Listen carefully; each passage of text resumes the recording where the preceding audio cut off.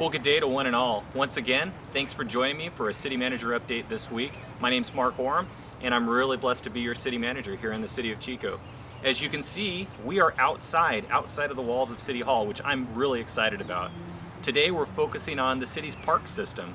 And one of the things that we all know is that we are truly blessed by having one of the largest park system across the nation for a municipal agency. Our city owns the vast Bidwell Park, which is just an amazing resource that so many people cherish and so many people participate in every week. And so today we're going to be visited by Public Works Director over Operations, Erik Gustafson, and he's going to share some insights into what's happening. We have some late breaking news, and we also have some really cool stuff that's happening throughout the entire city's park system. So Erik, thanks for joining me today. I know that there's a lot of exciting news throughout the world of parks. Share a little bit about what's going on here in Caper Acres specifically. I know a lot of the members of the community really are interested in what's happening here. Thank you, Mark, and I agree. It's always a great opportunity to get out in Bidwell Park, outside the walls of City Hall and in our offices at the municipal yard, and enjoy the nature setting here in Bidwell Park. Yes, we are blessed to have Bidwell Park in our inventory, and of course it consists of over 3,600 acres of parkland for us to utilize. And correct, we are at Caper Acres with some exciting news. We are opening Caper Acres tomorrow.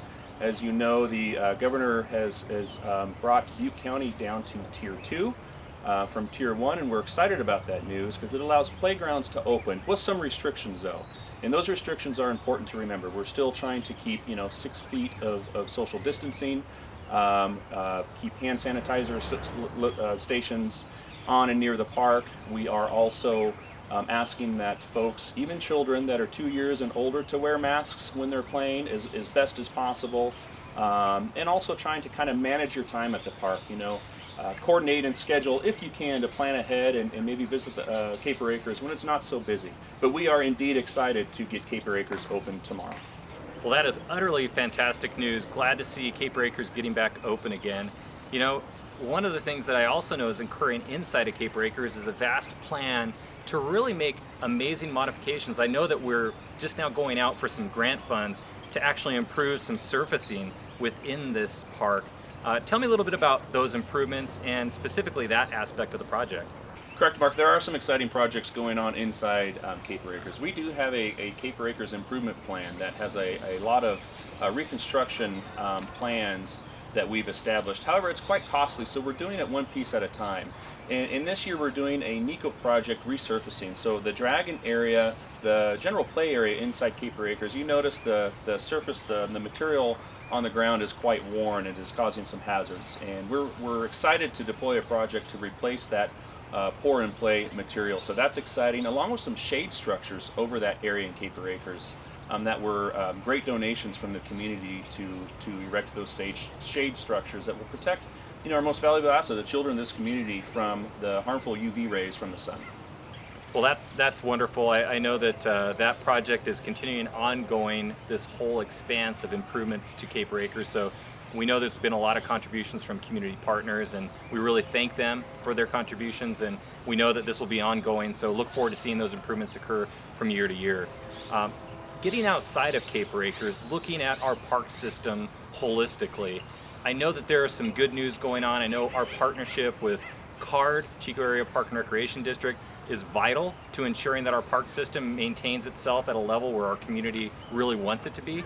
Tell me about some of those mutually beneficial projects that CARD and the city are working on to allow for our community to have better and more usable park space throughout the city. Correct. The City of Chico and CARD recently updated intergovernmental agreement, which does several things. It just solidifies our collaboration, but it also does some specific things, such as immediately transfer neighborhood parks over to CARD once they're built by the developer. And those are neighborhood parks such as Hancock Park and Peterson Park.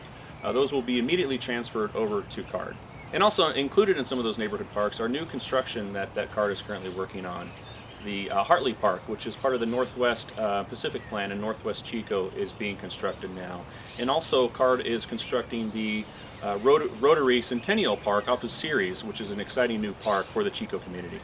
Thanks for that feedback. I think that's really great for folks to understand how that partnership continues to just be so vital for the city and CARD.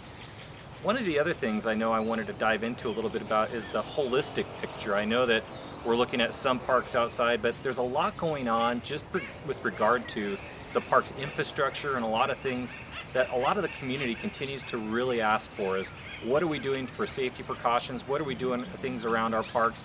Can you kind of fill in some of those blanks as it relates to what is city staff currently working on to really help this community really have a real vital and amazing park to be able to play and enjoy? Thank you, Mark. Yes, there's always constant and consistent ongoing maintenance within Bidwell Park. Of course, it's a vast park at over 3,600 acres, so it takes a pretty significant resource deployment to maintain that. We're currently looking at, tree assessments and making sure South Park Drive and Peterson Drive are safe with the valley oaks that line both of those roadway sections. We're looking at the roadway sections and making necessary repairs and planning to do some reconstruction efforts in the future on both of those roadway sections. There's a lot of other exciting things in the park too with ongoing projects. Currently we're in the environmental stages of the vegetation management plan. And this is significant for the Chico community because it's going to give us a prescription on fire reduction and vegetation management for all of our parks, greenways, and all city-owned open space. And that's a significant plan that will be able to utilize that prescription that gives on how to manage those and reduce fire fuels and manage the vegetation in those particular areas. Another exciting project that the Chico community always would like to hear about is the Upper Park Road project. Although we were hoping for a late summer 2020 construction schedule, but unfortunately that project is still in the environmental review process, and this is to reconstruct and do some realignment and redesign of Upper Park Road. It's been talked about in the community for the last few years, and we're excited to deploy and deliver that project.